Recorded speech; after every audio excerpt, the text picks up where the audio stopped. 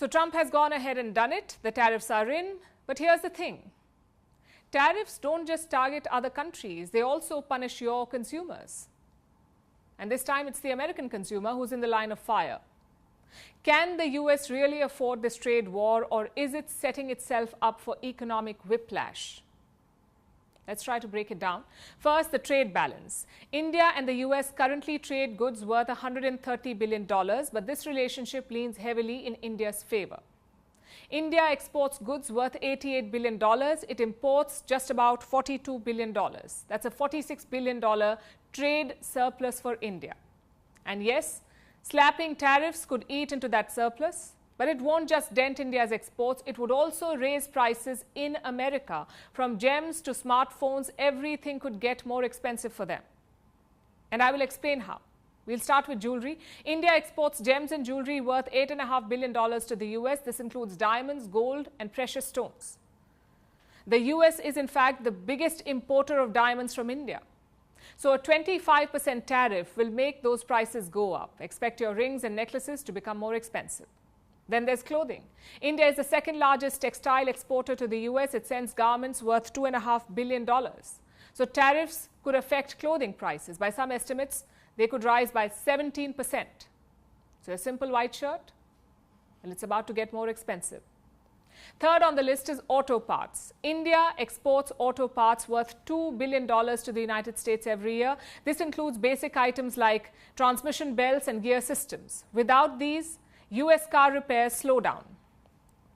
So Americans could be looking at a bigger repair bill. Fourth is medicines.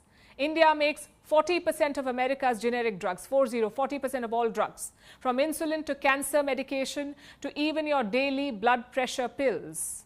India manufactures all of it. The US is the top buyer of Indian generics. In 2024 alone, India exported drugs worth $8.7 billion to the US. More than 90% of American prescriptions are for generics.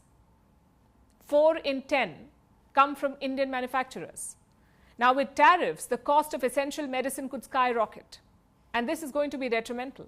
Healthcare is already unaffordable for millions of Americans. The last thing they need is higher drug prices. Although some reports do suggest that pharma could be exempt from this, that Trump's new tariffs will not affect the pharma industry, at least for now. Which brings us to the last thing on the list. Electronics, your phones, your laptops, everything. This year, India emerged as the largest exporter of smartphones to the United States.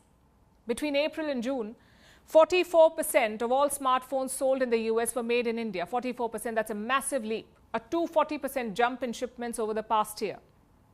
As of April this year, India made $22 billion worth of phones for Apple alone.